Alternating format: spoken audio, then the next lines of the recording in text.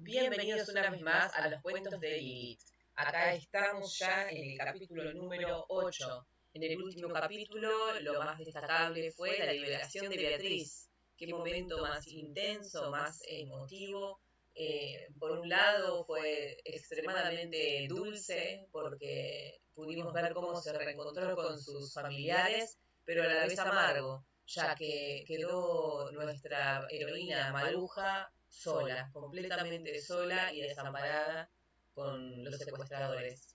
Así que, sin más tardanza, vamos a ver cómo continúa esta historia. Capítulo 8. El problema era cómo encontrar a Pablo Escobar en una ciudad martirizada por la violencia. En los primeros 2 meses del año de 1991 se habían cometido 1.200 asesinatos, 20 diarios, y una masacre cada 4 días. Un acuerdo de casi todos los grupos armados había decidido la escalada más feroz de terrorismo guerrillero en la historia del país, y Medellín fue el centro de la acción urbana. 457 policías habían sido asesinados en pocos meses. El DAS había dicho que 2.000 personas de las comunas estaban al servicio de Escobar y que muchos de ellos eran adolescentes que vivían de cazar policías. Por cada oficial muerto recibían 5 millones de pesos. Por cada agente oficial muerto recibían 1,5 millones y 800.000 por cada herido. El 16 de febrero de 1991 murieron 3 suboficiales y 8 agentes de la policía por la explosión de un automóvil con 150 kilos de dinamita frente a la Plaza de Toros de Medellín. De pasada, murieron 9 civiles y fueron heridos otros 143 que no tenían nada que ver con la guerra. El cuerpo élite encargado de la lucha frontal contra el narcotráfico estaba señalado por Pablo Escobar como la encarnación de todos los males. Lo había creado el presidente Virgilio Barco en 1989, desesperado por la imposibilidad de establecer responsabilidades exactas en cuerpos tan grandes como el ejército y la policía. La misión de formarlo se le encomendó a la Policía Nacional para mantener al ejército lo más lejos posible de los efluvios perniciosos del narcotráfico y el paramilitarismo. En su origen no fueron más de 300, con una escuadrilla especial de helicópteros a su disposición y entrenados por el Special Air Service, SAS, del gobierno británico. El nuevo cuerpo había empezado a actuar en el sector medio del río Magdalena, al centro del país, durante el apogeo de los grupos paramilitares creados por los terratenientes para luchar contra la guerrilla. De allí se desprendió más tarde un grupo especializado en operaciones urbanas y se estableció en Medellín como un cuerpo legionario de rueda libre que solo dependía de la Dirección Nacional de Policía de Bogotá, sin instancias intermedias, y que por su naturaleza misma no era demasiado meticuloso en los límites de su mandato. Esto sembró el desconcierto entre los delincuentes y también entre las autoridades locales, que asimilaron de mala gana una fuerza autónoma que escapaba a su poder. Los extraditables se encarnizaron contra ellos y los señalaron como los autores de toda clase de atropellos contra los derechos humanos.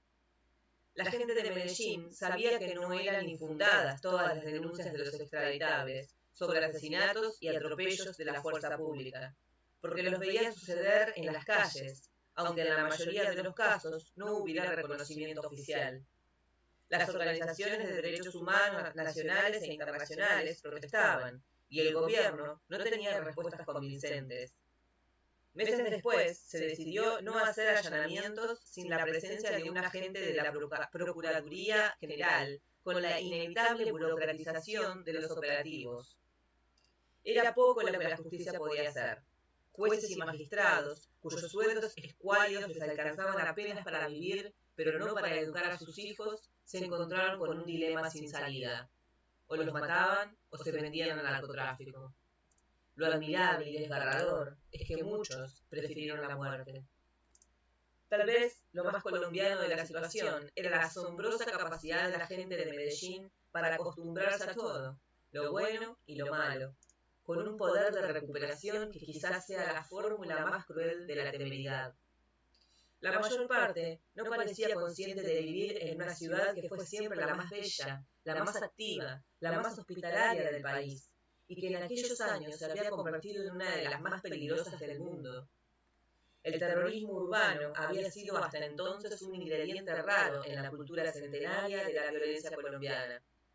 Las propias guerrillas históricas, que ya lo practicaban, lo habían condenado con razón como una forma ilegítima de la lucha revolucionaria. Se había aprendido a vivir con el miedo de lo que sucedía, pero no a vivir con la incertidumbre de lo que podía suceder. Una explosión que despedazara a los hijos en la escuela, o se desintegrara el avión en pleno vuelo, o estallaran las legumbres en el mercado. Las bombas al garete que mataban inocentes y las amenazas anónimas por teléfono habían llegado a superar a cualquier otro factor de perturbación de la vida cotidiana. Sin embargo, la situación económica de Medellín no fue afectada en términos estadísticos. Años antes, los narcotraficantes estaban de moda por una aureola fantástica. Gozaban de una completa impunidad e incluso de un cierto prestigio popular por las obras de caridad que hacían en las barriadas donde pasaron sus infancias de marginados. Si alguien hubiera querido ponerlos presos, podía mandarlos a buscar con el policía de la esquina. Pero buena parte de la sociedad colombiana los veía con una curiosidad y un interés que se parecía demasiado a la complacencia. Políticos, industriales, comerciantes, periodistas y aún simples lagartos asistían a la parranda perpetua de la hacienda Nápoles, cerca de Medellín, donde Pablo Escobar mantenía un jardín zoológico con jirafas e hipopótamos de carne y hueso llevados desde el África, y en cuyo portal se exhibía como un monumento nacional la avioneta en que se exportó el primer cargamento de cocaína. Con la fortuna y la clandestinidad, Escobar quedó dueño del patio y se convirtió en una leyenda que lo dominaba todo desde la sombra. Sus comunicados de estilo ejemplar y cautelas perfectas llegaron a parecerse tanto a la verdad que se confundían con ella. En la cumbre de su esplendor se erigieron altares con su retrato y les pusieron veladoras en las comunas de Medellín. Llegó a creerse que hacía milagros. Ningún colombiano en toda la historia había tenido y ejercido un talento como el suyo para condicionar la opinión pública. Ningún otro tuvo mayor poder de corrupción. La condición más inquietante y devastadora de su personalidad era que carecía por completo de la indulgencia para distinguir entre el bien y el mal. Ese era el hombre invisible e improbable que Alberto Villamizar se propuso encontrar a mediados de febrero para que le devolviera a su esposa. Empezó por buscar contacto con los 3 hermanos Ochoa en la cárcel de alta seguridad de Itagüí. Rafael Pardo, de acuerdo con el presidente, le dio luz verde, pero le recordó sus límites. Su gestión no era una negociación en nombre del gobierno, sino una tarea de exploración. Le dijo que no se podía hacer ningún acuerdo a cambio de contraprestaciones por parte del gobierno, pero que éste estaba interesado en la entrega de los extraditables en el ámbito de la política de sometimiento. Fue a partir de esa concepción nueva como se le ocurrió cambiar también la perspectiva de la gestión, de modo que no se centrara en la liberación de los rehenes, como había sido hasta entonces, sino en la entrega de Pablo Escobar. La liberación sería una simple consecuencia. Así empezó un segundo secuestro de Maruja y una guerra distinta para Villamizar. Es probable que Escobar hubiera tenido la intención de soltarla con Beatriz, pero la tragedia de Diana Turbay debió trastornarle los planes. Aparte de cargar con la culpa de una muerte que no ordenó, el asesinato de Diana debió ser un desastre para él, porque le quitó una pieza de un valor inestimable y acabó de complicarle la vida. Además, la acción de la policía se recrudeció entonces con tal intensidad que lo obligó a sumergirse hasta el fondo. Muerta Marina, se había quedado con Diana, Pacho, Maruja y Beatriz. Si entonces hubiera resuelto asesinar a uno, tal vez hubiera sido Beatriz. Libre Beatriz y muerta Diana, le quedaban 2, Pacho y Maruja. Quizás él hubiera preferido preservar a Pacho por su valor de cambio, pero Maruja había adquirido un precio imprevisto e incalculable por la persistencia de Villamizar para mantener vivos los contactos hasta que el gobierno se decidió a hacer un decreto más explícito. También para Escobar la única tabla de salvación desde entonces fue la mediación de Villamizar, y lo único que podía garantizarla era la retención de Maruja. Estaban condenados el uno al otro. Villamizar empezó por visitar a doña Nidia Quintero para conocer detalles de su experiencia. La encontró generosa, resuelta, con un luto sereno. Ella le contó sus conversaciones con las hermanas Ochoa, con el viejo patriarca, con Fabio, en la cárcel.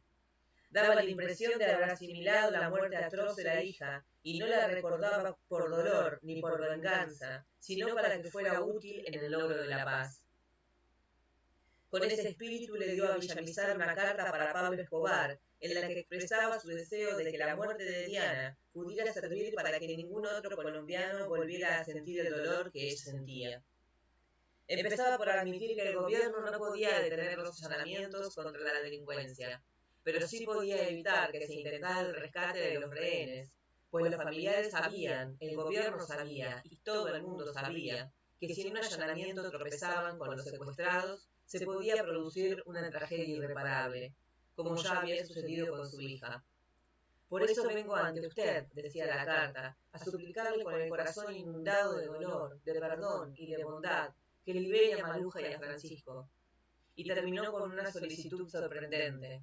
Deme a mí la razón de que usted no quería que Diana muriera.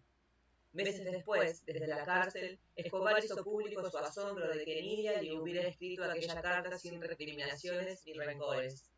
«Cuánto me duele», escribió Escobar, «no haber tenido el valor para responderle». Villamizar se fue a Itagüí para visitar a los tres hermanos Ochoa, con la carta de Nidia y los poderes no escritos del gobierno. Lo acompañaron 2 escoltas de DAS, y la policía de Medellín los reforzó con otros 6. Encontró a los Ochoa apenas instalados en la cárcel de alta seguridad, con 3 controles escalonados, lentos y repetitivos, cuyos muros de adobes pelados daban la impresión de una iglesia sin terminar. Los corredores desiertos, las escaleras angostas con barandas de tubos amarillos, las alarmas a la vista, terminaban en un pabellón del 3er piso donde los 3 hermanos Ochoa descontaban los años de sus condenas fabricando primores de talabarteros, sillas de montar y toda clase de arneses de caballería. Allí estaba la familia en pleno, los hijos, los cuñados, las hermanas. Marta Nieves, la más activa, y María Lía, la esposa de Jorge Luis, hacían los honores con la hospitalidad ejemplar de los paisas.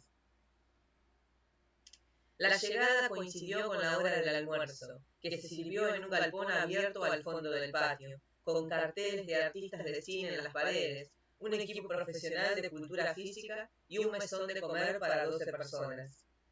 Por un acuerdo de seguridad, la comida se preparaba en la cercana hacienda de la Loma, residencia oficial de la familia, y aquel día fue un muestrario suculento de la cocina criolla. Mientras comían, como es de rigor en Antioquía, no se habló de nada más que de la comida. En la sobremesa, con todos los formalismos de un consejo de familia, se inició el diálogo. No fue tan fácil como pudo suponerse por la armonía del almuerzo. Lo inició Villamizar con su modo lento, calculado, explicativo, que deja poco margen para las preguntas, porque todo parece contestado de antemano. Hizo el relato minucioso de sus negociaciones con Guido Parra y de su ruptura violenta, y terminó con su convicción de que solo el contacto directo con Pablo Escobar podía salvar a Maruja. «Tratemos de parar esta barbarie», dijo. «Hablemos en lugar de cometer más errores. Para empezar, sepan que no hay la más mínima posibilidad de que intentemos un rescate por la fuerza. Prefiero conversar, saber qué es lo que pasa, qué es lo que pretenden». Jorge Luis, el mayor, tomó la voz cantante. Contó las penurias de la familia en la confusión de la guerra sucia, las razones y las dificultades de su entrega, y la preocupación insoportable de que la constituyente no prohibiera la extradición. «Esta ha sido una guerra muy dura para nosotros», dijo. «Ustedes no se imaginan lo que hemos sufrido, lo que ha sufrido la familia, los amigos. Nos ha pasado de todo». Sus datos eran precisos. Marta Nieves, su hermana, secuestrada. Alonso Cárdenas, su cuñado, secuestrado y asesinado en 1986. Jorge Iván Ochoa, su tío, secuestrado en 1983 y sus primos Mario Ochoa y Guillermo León Ochoa, secuestrados y asesinados. Villamizar, a su turno, trató de mostrarse tan víctima de la guerra como ellos y hacerles entender que lo que sucediera de allí en adelante iban a pagarlo todos por igual. Lo mío ha sido por lo menos igual de duro que lo de ustedes, dijo. Los extraditables intentaron asesinarme en el 86. Tuve que irme al otro lado del mundo y hasta allá me persiguieron. Y ahora me secuestran a mi esposa y a mi hermana. Sin embargo, no se quejaba, sino que se ponía al nivel de sus interlocutores. Es un abuso, concluyó, y ya es hora de que empecemos a entendernos. Solo ellos hablaban. El resto de la familia escuchaba en un silencio triste de funeral, mientras las mujeres asediaban al visitante con sus atenciones sin intervenir en la conversación. Nosotros no podemos hacer nada, dijo Jorge Luis. Aquí estuvo doña Emilia. Entendimos su situación, pero le dijimos lo mismo. No queremos problemas. Mientras la guerra siga, todos ustedes están en peligro, aún dentro de estas 4 paredes blindadas, insistió Villamizar. En cambio, si se acaba ahora, tendrán a su papá y a su mamá y a toda su familia intacta. Eso no sucederá mientras Escobar no se entregue a la justicia y Maruja y Francisco vuelvan sanos y salvos a sus casas. Pero tengan por seguro que si los matan, la pagarán también ustedes, la pagarán sus familias, todo el mundo. En las 3 horas largas de la entrevista en la cárcel, cada quien demostró su dominio para llegar hasta el borde mismo del precipicio. Villamizar apreció en Ochoa su realismo paisa. A los Ochoa les impresionó la manera directa y franca con que el visitante desmenuzaba los temas. Habían vivido en Cúcuta, la tierra de Villamizar, conocían mucha gente de allá y se entendían bien con ella. Al final, los otros 2 Ochoa intervinieron y Marta Nieves descargaba el ambiente con sus grasejos criollos. Los hombres parecían firmes en su negativa a intervenir en una guerra de la cual ya se sentían a salvo, pero poco a poco se hicieron más reflexivos. Está bien, pues, concluyó Jorge Luis. Nosotros le mandamos el mensaje a Pablo y le decimos que usted estuvo aquí, pero lo que le aconsejo es que hable con mi papá. Está en la hacienda de la Loma y le dará mucho gusto hablar con usted. De modo que Villamizar fue a la hacienda con la familia en pleno, y solo con los 2 escoltas que había llevado de Bogotá, pues a los Ochoa les pareció demasiado visible el aparato de seguridad. Llegaron hasta el portal y caminaron a pie como 1 kilómetro hacia la casa por un sendero de árboles frondosos y bien cuidados. Varios hombres sin arma a la vista le cerraron el paso a los escoltas y los invitaron a cambiar de rumbo. Hubo un instante de zozobra, pero los de la casa calmaron a los forasteros con buenas maneras y mejores razones. Caminen y coman algo por aquí, les dijeron, que el doctor tiene que hablar con don Fabio. Al final de la arboleda estaba la plazoleta y al fondo la casa grande y en orden. En la terraza, que dominaba las praderas hasta el horizonte, el viejo patriarca esperaba la visita. Con él estaba el resto de la familia, todas mujeres y casi todas de luto por sus muertos en la guerra. Aunque era la hora de la siesta, habían preparado toda clase de cosas de comer y de beber. Villamizar se dio cuenta desde el saludo de que don Fabio tenía ya un informe completo de la conversación en la cárcel. Eso abrevió los preámbulos. Villamizar se limitó a repetir que el recrudecimiento de la guerra podría perjudicar mucho más a su familia, numerosa y próspera, que no estaba acusada de homicidio ni terrorismo. Por lo pronto, 3 de sus hijos estaban a salvo, pero el porvenir era impredecible. Así que nadie debería estar más interesado que ellos en el logro de la paz. Y eso no sería posible mientras Escobar no siguiera el ejemplo de sus hijos. Don Fabio lo escuchó con una atención plácida, aprobando con leves movimientos de cabeza lo que le parecía acertado. Luego, con frases breves y contundentes, como epitafios, dijo en 5 minutos lo que pensaba. Cualquier cosa que se hiciera, dijo, se encontraría al final con que faltaba lo más importante, hablar con Escobar en persona. De modo que lo mejor es empezar por ahí, dijo.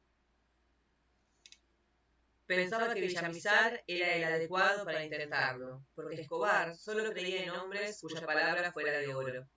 Y usted lo es, concluyó don Fabio. El problema es demostrárselo.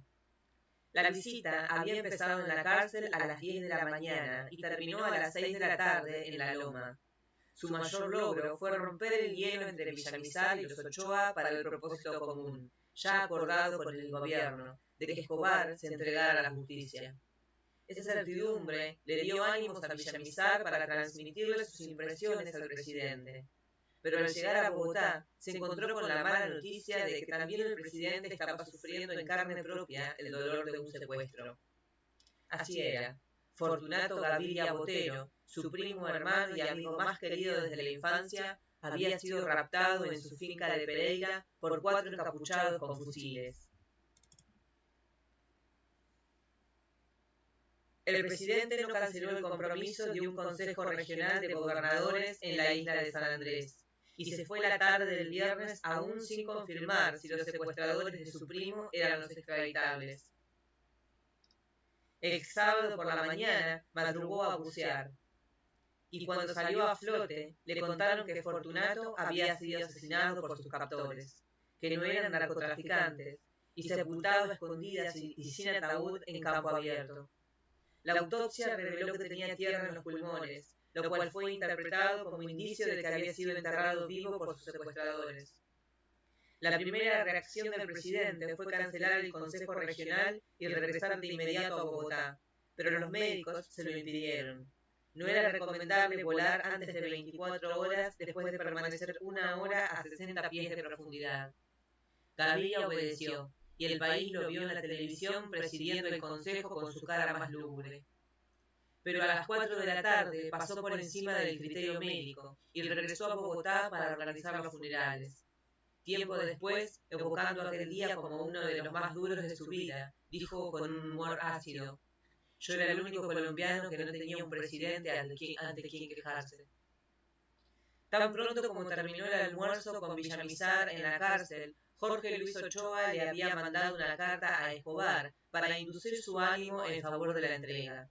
Le pintó a Villamizar como un santandereano serio al cual se le podía creer y hacer confianza. La respuesta de Escobar fue inmediata: dígale a ese hijo de puta que ni me hable. Villamizar se enteró por una llamada telefónica de Marta Nieves y María Lía, quienes le pidieron, sin embargo, que volviera a Medellín para seguir buscando caminos. Esta vez se fue sin escoltas. Tomó un taxi en el aeropuerto hasta el Hotel Intercontinental y unos 15 minutos después lo recogió un chofer de los Ochoa.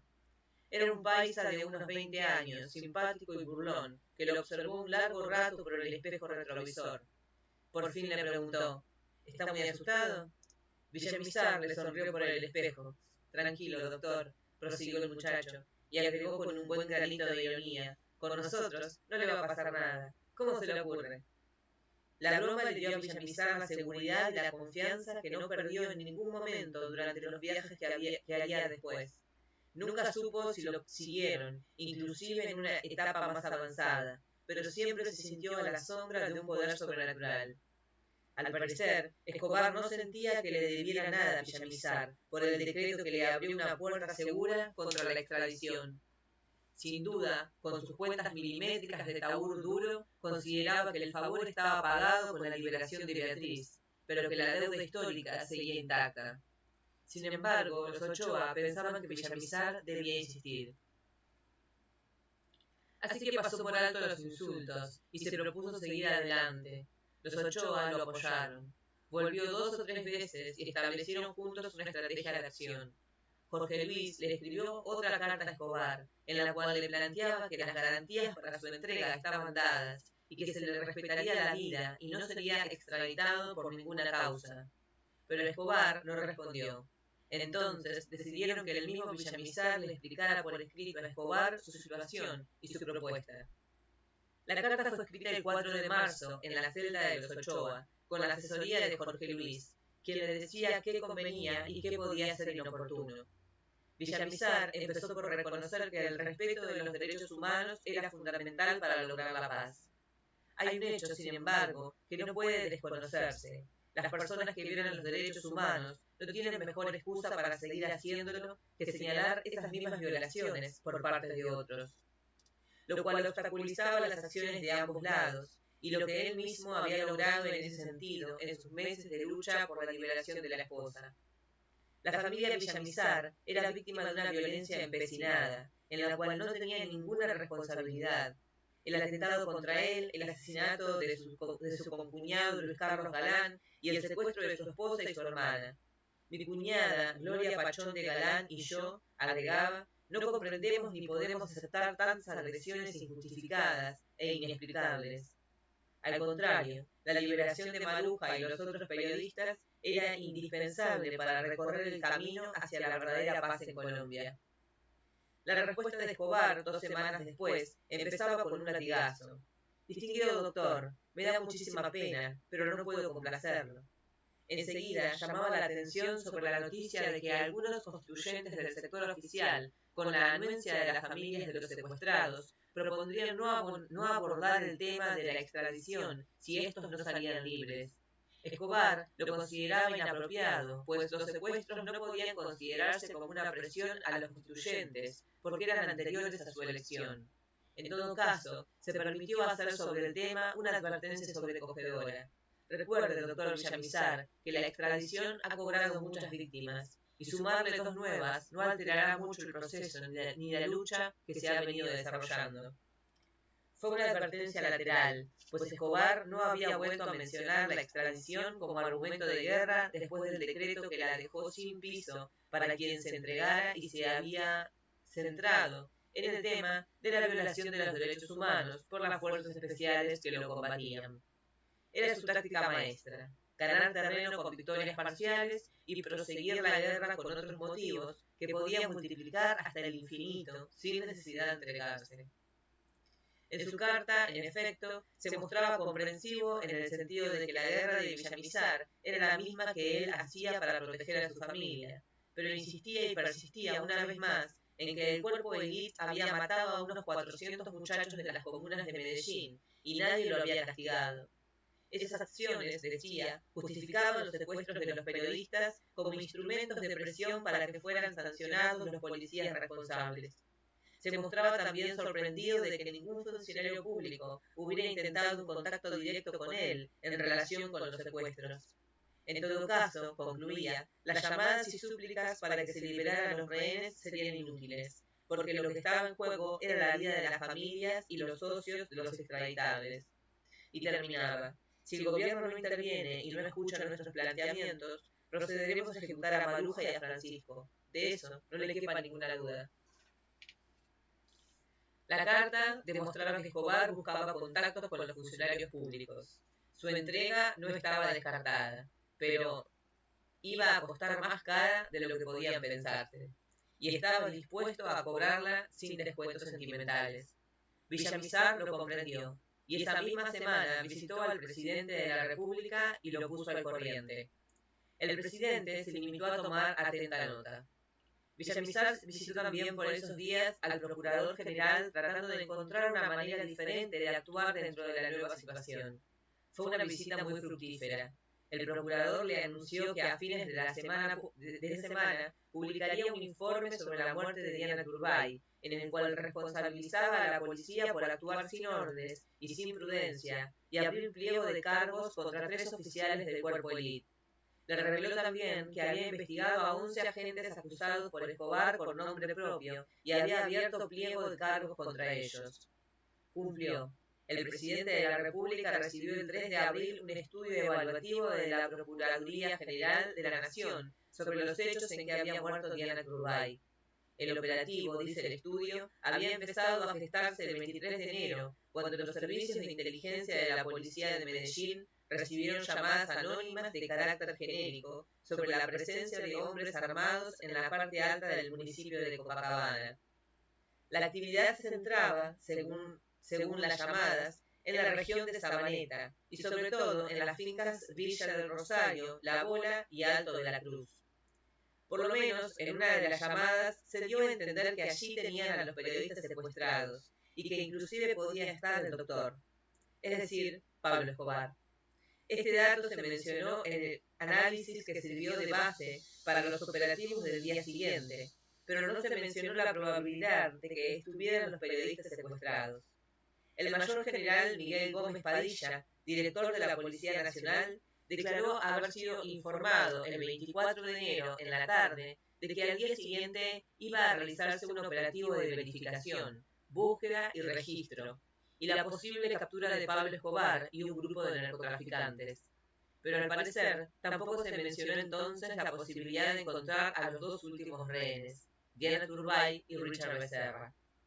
El operativo se inició a las 11 de la mañana del 25 de enero, cuando salió de la escuela Carlos Holguín de Medellín el capitán Jairo Salcedo García, con 7 oficiales, 5 suboficiales y 40 agentes.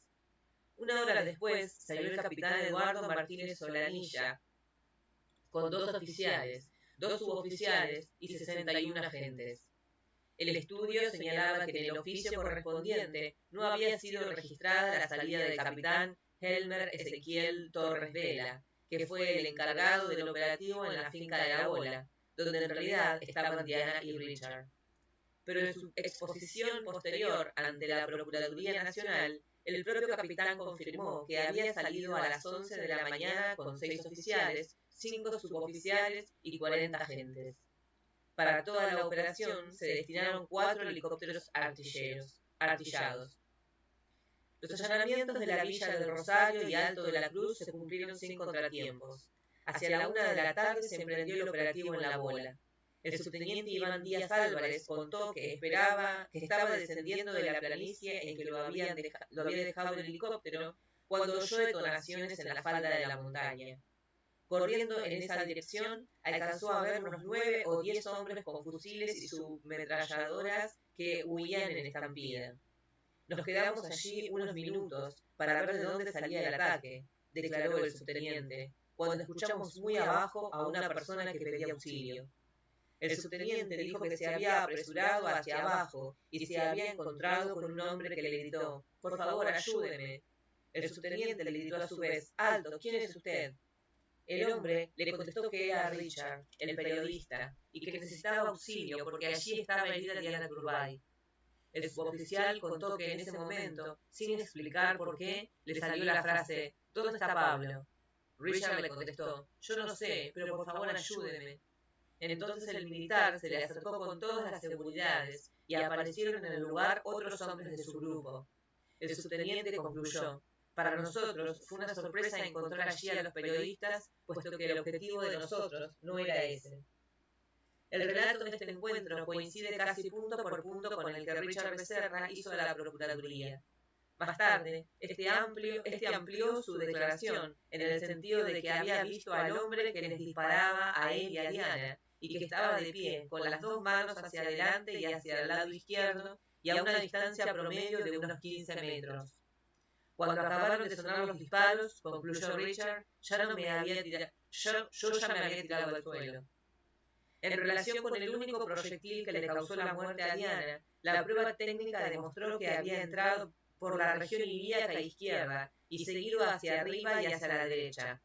Las características de los daños micrológicos demostraron que fue un proyectil de alta velocidad, entre 2.000 y 3.000 pies por segundo, o sea, unas 3 veces más que la velocidad del sonido. No pudo ser recuperado, pues se fragmentó en 3 partes, lo que disminuyó su peso y alteró su forma, y quedó reducido a una fracción irregular que continuó su trayectoria con destrozos de naturaleza esencialmente mortal.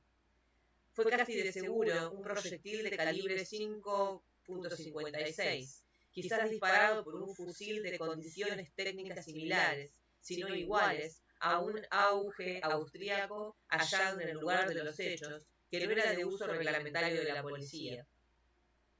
Como una anotación al margen, el informe de la necropsia señaló: la esperanza de vida de Diana se calculaba en 15 años más. El hecho más intrigante del operativo fue la presencia de un civil esposado, que viajó en el mismo helicóptero en que se transportó a Diana herida hasta Medellín. 2 agentes de la policía coincidieron en que era un hombre de apariencia campesina, de unos 35 a 40 años, tez morena, pelo corto, algo robusto, de 1,70 m más o menos, que aquel día llevaba una gorra de tela.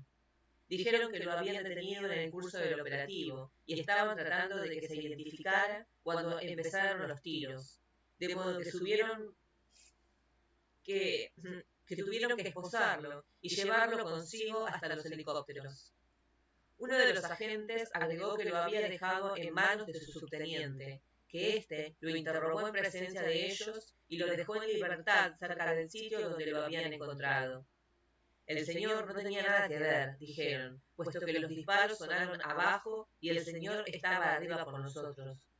Estas versiones descartaban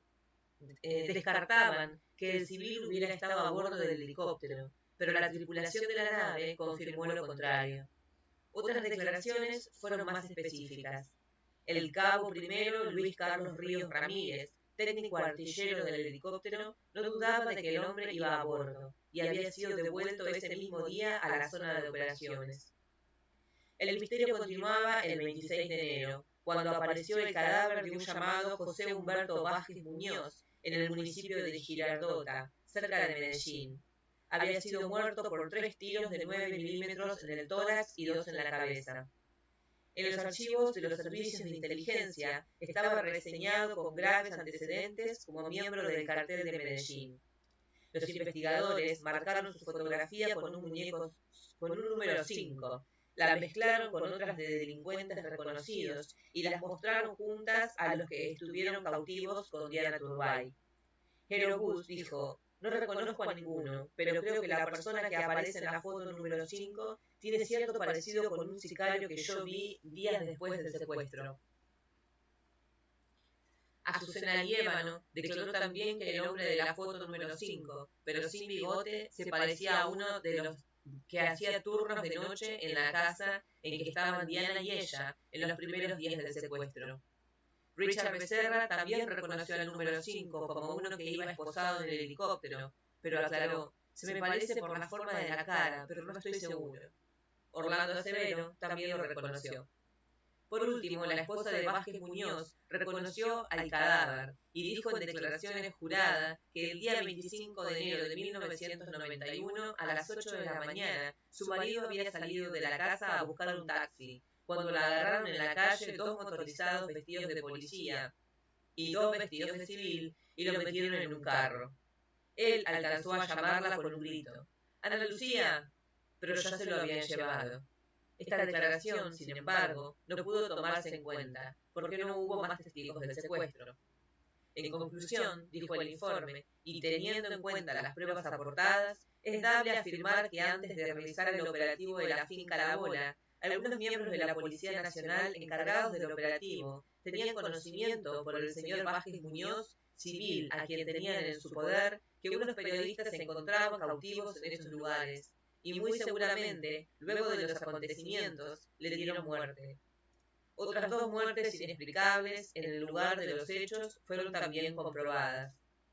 La Oficina de Investigaciones Especiales, en consecuencia, concluyó que no existían motivos para afirmar que el general Gómez Padilla ni otros de los altos directivos de la Policía Nacional estaban enterados, que el arma que causó las lesiones de Diana no fue accionada por ninguno de los miembros del Cuerpo Especial de la Policía Nacional de Medellín, que miembros del grupo de las operaciones de La Bola debían responder por la muerte de 3 personas cuyos cuerpos fueron encontrados allí, que contra el juez 93 de Instrucción Penal Militar, doctor Diego Rafael de Jesús Coley Nieto, y su secretaria, se abrieron formal investigación disciplinaria por irregularidades de tipo sustancial y procedimental, así como contra los peritos del DAS en Bogotá. Publicado ese informe, Villamizar se sintió en un piso más firme para escribirle a Escobar una segunda carta. Se la mandó, como siempre, a través de los Ochoa, y con otra carta para Maruja, que le rogaba hacer llegar. Aprovechó la ocasión para darle a Escobar una explicación escolar de los 3 poderes del Estado: ejecutivo, legislativo y jurisdiccional, y hacerle entender qué difícil era para el presidente, dentro de esos mecanismos institucionales y legales, manejar cuerpos tan numerosos y complejos como las Fuerzas Armadas. Sin embargo, le dio la razón a Escobar en sus denuncias sobre las violaciones de los derechos humanos por la fuerza pública y por su insistencia de pedir garantías para él, su familia y su gente cuando se entregaran. Yo comparto su criterio, le dijo, de que la lucha que usted y yo libramos tiene la misma esencia, salvar la vida de nuestros familiares y las nuestras, y conseguir la paz. Con base en esos dos objetivos, le propuso adoptar una estrategia conjunta. Escobar le contestó días después con el orgullo herido por la elección de derecho público. Yo sé que el país está dividido en presidente, congreso, policías, ejército, escribió, pero también sé que el presidente es el que manda.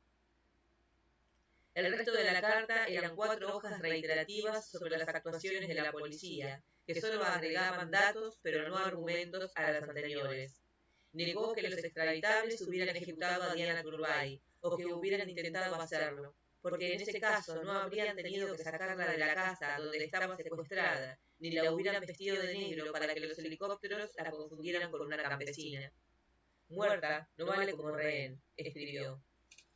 Al final, sin pasos intermedios ni fórmulas de cortesía, se despidió con una frase inusitada. No se preocupe por haber hecho sus declaraciones a la prensa pidiendo que me extraditen. Sé que todo saldrá bien y que no me guardará rencores porque la lucha en defensa de su familia no tiene objetivos diferentes a la que yo llevo en defensa de la mía. Villamizar relacionó aquella frase con una anterior de Escobar, en la que dijo sentirse avergonzado de tener a Maluja en rehenes si la pelea no era con ella sino con el marido. Villamizar se lo había dicho ya de otro modo. ¿Cómo es que si estamos peleando los dos a la que tiene esa mi mujer? Y le propuso en consecuencia que lo cambiara a él por Maluja para negociar en persona. Escobar no aceptó. Para entonces, Villamizar había estado más de 20 veces en la celda de los Ochoa. Disfrutaba de las joyas de la cocina local que las mujeres de la Loma le llevaban con todas las precauciones contra cualquier atentado. Fue un proceso de conocimiento recíproco, de confianza mutua, en el cual dedicaban las mejores horas a desentrañar en cada frase y en cada gesto las segundas intenciones de Escobar. Villamizar regresaba a Bogotá casi siempre en el último avión del puente aéreo. Su hijo Andrés lo esperaba en el aeropuerto, y muchas veces tuvo que acompañarlo con agua mineral mientras él se libraba de sus tensiones con lentos tragos solitarios. Había cumplido su promesa de no asistir a ningún acto de la vida pública, ni ver amigos, nada. Cuando la presión aumentaba, salía a la terraza y pasaba horas mirando en la dirección en que suponía que estaba Maluja, y durante horas le mandaba mensajes mentales, hasta que lo vencía el sueño. A las 6 de la mañana estaba otra vez en pie y listo para empezar. Cuando recibía respuesta a una carta o algo más de interés, Marta Nieves o María Guía llamaban por teléfono y les bastaba una frase.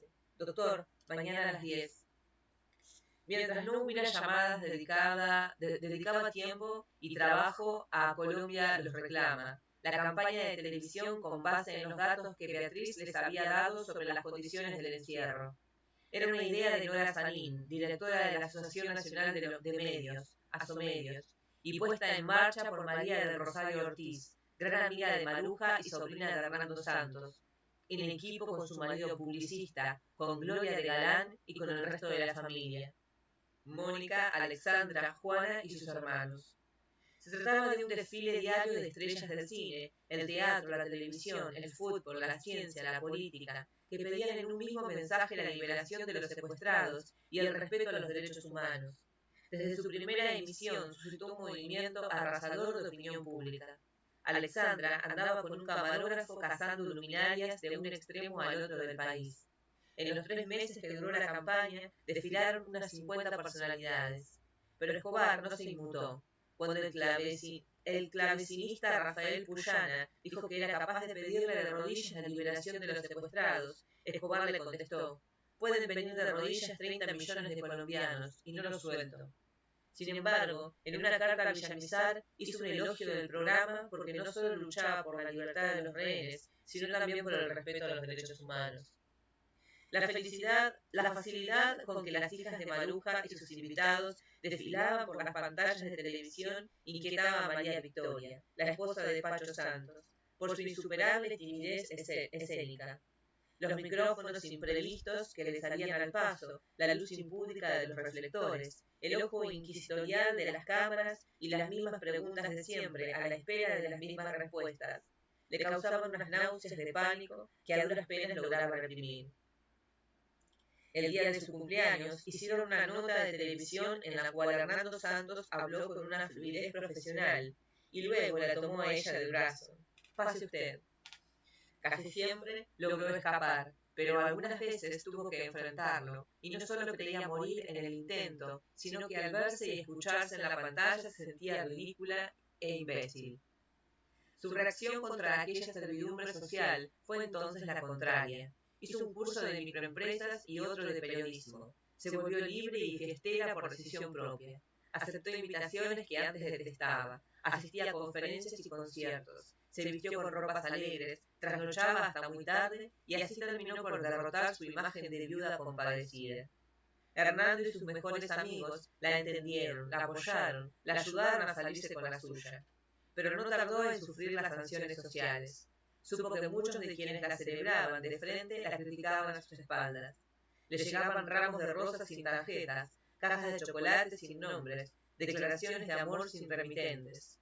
Ella gozó con la ilusión de que fueran del marido, que quizás había logrado abrirse un camino secreto hasta ella desde su soledad. Pero el remitente no tardó en identificarse por teléfono. Era un maniático. Una mujer, también por teléfono, le declaró sin rodeos: estoy enamorada de usted. En aquellos meses de libertad creativa, María B. encontró por azar una vidente amiga que había prefigurado el destino trágico de Diana Turbay. Se asustó con la sola idea de que le hiciera algún pronóstico siniestro, pero la vidente la tranquilizó. A principios de febrero volvió a encontrarla y le dijo al oído de pasada, sin que le hubieran preguntado nada y sin esperar ningún comentario: Pacho está vivo. Lo dijo con tal seguridad que María B. lo creyó como si lo hubiera visto con sus ojos. La verdad, en febrero parecía ser que Escobar no tenía confianza en los decretos, aun cuando decía que sí. La desconfianza era en él una condición vital, y solía repetir que gracias a eso estaba vivo. No delegaba nada esencial. Era su propio jefe militar, su propio jefe de seguridad, de inteligencia y de contrainteligencia, un estratega imprevisible y un desinformador sin igual. En circunstancias extremas, cambiaba todos los días su guardia personal de 8 hombres. Conocía toda clase de tecnologías de comunicaciones, de intervención de líneas, de rastreo de señales. Tenía empleados que pasaban el día intercambiando diálogos de locos por sus teléfonos para que los escuchas se embrollaran en manglares de disparates y no pudieran distinguirlos de los mensajes reales. Cuando la policía divulgó 2 números de teléfono para que se diera el informe sobre su paradero, contrató colegios de niños para que se anticiparan a los delatores y mantuvieran las líneas ocupadas las 24 horas. Su astucia para no dejar pruebas de sus actos era inagotable. No consultaba con nadie y daba estrategias legales a sus abogados, que no hacían más que ponerles piso jurídico. Su negativa de recibir a Villamizar obedecía al temor de que tuviera escondido debajo de la piel un distintivo electrónico que permitiera rastrearlo. Se trataba en realidad de un minúsculo transmisor de radio con una pila microscópica cuya señal puede ser captada a larga distancia por un receptor especial, un radiogoniómetro, que permite establecer por computación el lugar aproximado de la señal. Escobar confiaba tanto en el grado de sofisticación de este ingenio que no le parecía fantástico que alguien llevara el receptor instalado debajo de la piel. El goniómetro sirve también para determinar las coordenadas de una emisión de radio o un teléfono móvil o de línea. Por eso Escobar los usaba lo menos posible y si lo hacía prefería que fuera desde vehículos en marcha. Usaba estafetas con notas escritas. Si tenía que ver a alguien, no lo citaba desde donde él estaba, sino que iba él a donde estaba el otro. Cuando terminaba la reunión, se movía por rumbos imprevistos. O se iba al otro extremo de la tecnología, en un microbús con placas e insignias falsas del servicio público, que se sometía a las rutas reglamentarias, pero no hacía caso de las paradas, porque siempre llevaban el cupo completo con las escoltas del dueño. Una de las diversiones de Escobar, por cierto, era ir de vez en cuando como conductor. La posibilidad de que la Asamblea Constituyente acabara de pronunciarse en favor de la no extradición y el indulto se hizo más probable en febrero. Escobar lo sabía y concentró más fuerzas en esta dirección que en el gobierno. Gaviria, en realidad, debió resultarle más duro de lo que suponía. Todo lo relacionado con los decretos de sometimiento a la justicia estaba al día en la Dirección de Instrucción Criminal, y el ministro de Justicia permanecía alerta para atender cualquier emergencia jurídica. Villamizar, por su parte, actuaba no solo por su cuenta, sino también por su riesgo, pero su estrecha colaboración con Rafael Pardo le mantenía abierto al gobierno un canal directo que no lo comprometía, y en cambio le servía para avanzar sin negociar. Escobar debió entender entonces que Gaviria no designaría nunca a un delegado oficial para conversar con él, que era su sueño dorado, y se aferró a la esperanza de que la constituyente lo indultara, ya fuera como traficante arrepentido o a la sombra de algún grupo armado. No era un cálculo loco. Antes de la instalación de la constituyente, los partidos políticos habían acordado una agenda de temas cerrados, y el gobierno logró con razones jurídicas que la extradición no fuera incluida en la lista, porque la necesitaba como instrumento de presión en la política de sometimiento. Pero cuando la Corte Suprema de Justicia tomó la decisión espectacular de que la constituyente podía tratar cualquier tema sin limitación alguna, el de la extradición resurgió de los escombros. El indulto no se mencionó, pero también era posible. Todo cabía en el infinito. El presidente Gaviria no era de los que abandonaban un tema por otro. En 6 meses había impuesto a sus colaboradores un sistema de comunicación personal, con notas escritas en papelitos casuales, con frases breves que lo resumían todo. A veces mandaba solo el nombre de la persona a quien iba dirigido. Se lo entregaba al que estuviera más cerca, y el destinatario sabía lo que debía hacer. Este método, además, tenía para sus asesores la virtud terrorífica de que no hacía distinción entre las horas de trabajo y las de descanso. Gaviria no la concebía, pues descansaba con la misma disciplina con que trabajaba, y seguía mandando papelitos mientras estaba en un cóctel o tan pronto como emergía de la pesca submarina. Jugar tenis con él era como un consejo de ministros, dijo uno de sus consejeros. Podía hacer siestas profundas de 5 a 10 minutos, aún sentado en el escritorio, y despertaba como nuevo mientras sus colaboradores se caían de sueño. El método, por azaroso que pareciera, tenía la virtud de disparar la acción con más apremio y energía que los memorandos formales. El sistema fue de gran utilidad cuando el presidente trató de parar el golpe de la Corte Suprema contra la extradición, con el argumento de que era un tema de ley y no de constitución. El ministro de Gobierno, Humberto de la Calle, logró convencer de entrada a la mayoría. Pero las cosas que interesan a la gente terminan por imponerse a las que interesan a los gobiernos, y la gente tenía bien identificada la extradición como uno de los factores de perturbación social y sobre todo del terrorismo salvaje. Así que al cabo de muchas vueltas y revueltas, terminó incluida en el temario de la Comisión de Derechos. En medio de todo, los Ochoa persistían en el temor de que Escobar, acorralado por sus propios demonios, decidiera inmolarse en una catástrofe de tamaño apocalíptico. Fue un temor profético. A principios de marzo, Villamizar recibió de ellos un mensaje apremiante. «Véngase enseguida para acá, porque van a pasar cosas muy graves». Habían recibido una carta de Pablo Escobar con la amenaza de reventar 50 toneladas de dinamita en el recinto histórico de Cartagena de Indias, si no eran sancionados los policías que asolaban las comunas de Medellín. 100 kilos por cada muchacho muerto fuera de combate. Los extraditables habían considerado a Cartagena como un santuario intocable hasta el 28 de septiembre de 1989, cuando una carga de dinamita sacudió los cimientos y pulverizó cristales del Hotel Hilton, y mató a 2 médicos de un congreso que sesionaba en otro piso.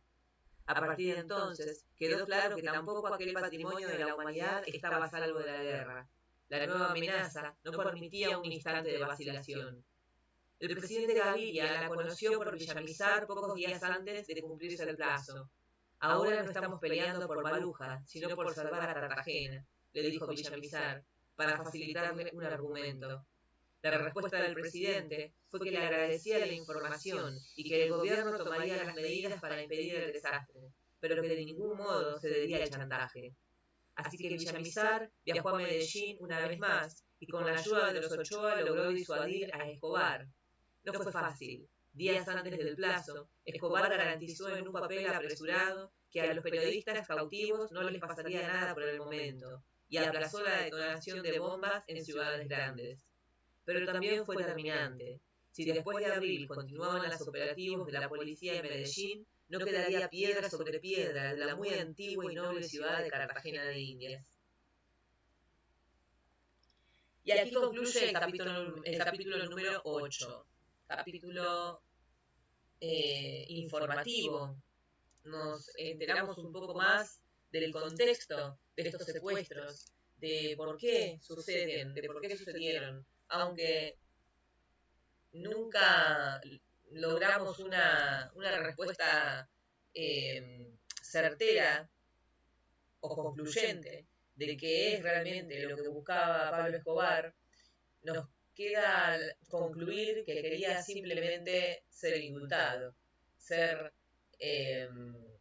perdonado, si es que la palabra puede usarse, de sus múltiples delitos. Y ahí es donde uno se pregunta hasta dónde llega ¿cómo se le llama? La hipocresía, no sé, yo le digo caradura, la caradurez de las personas. ¿Cómo puede una persona ser tan, no sé, cómo se dice? Ustedes díganme, tan dura, tan difícil de entender, es un manipulador absoluto. Mucha gente es así, ¿no? Nos encontramos en la política, estas caras de piedra que en favor de los derechos humanos piden, piden perdones, pero no son capaces de ver sus propios actos. Es alarmante, llamativo, sinceramente interesante también. No sé qué pensará un psicólogo de todo esto, un psiquiatra, qué es esta condición del humano, ¿no? Porque no somos todos así, ¿verdad? Hay muchas personas que pueden tener un cierto grado de esta, no sé cómo llamarle todavía, esta doble moral. No sé, ¿ustedes qué piensan, oyentes? ¿Hay algún psicólogo por ahí, alguna persona que tenga noción del tema? ¿Cómo puede la mente humana ser de esta manera? Nos hacen así, nos crían así, nos convertimos en esto, nacemos siendo esto. Es todo muy extraño. A la vez, este libro tiene la virtud de hacernos poner en la piel de todos los personajes, ¿verdad? Porque podemos sentir de algún modo lo que Pablo Escobar estaba sintiendo, pero también lo que sentía Villamizar, y también Maruja, y también el presidente Gaviria. Obviamente es una ficción, nunca sabremos la realidad, pero podemos realmente ponernos en la piel de cada uno de ellos gracias a este relato maravilloso. Así que, bueno, así concluye este capítulo 8, tan interesante, tan informativo de la situación. Nos quedan 3 capítulos más para finalizar este increíble libro que me alegro mucho de haber comprado, de haber conseguido. Y bueno, nada, siempre muy, muy agradecida con ustedes por estar ahí, por escuchar hasta el final, o por escuchar un pedacito, por estar ahí. Y siempre voy a estar contenta de leer sus mensajes, enriquecerme con sus opiniones Y eso es todo. Nos veremos la próxima.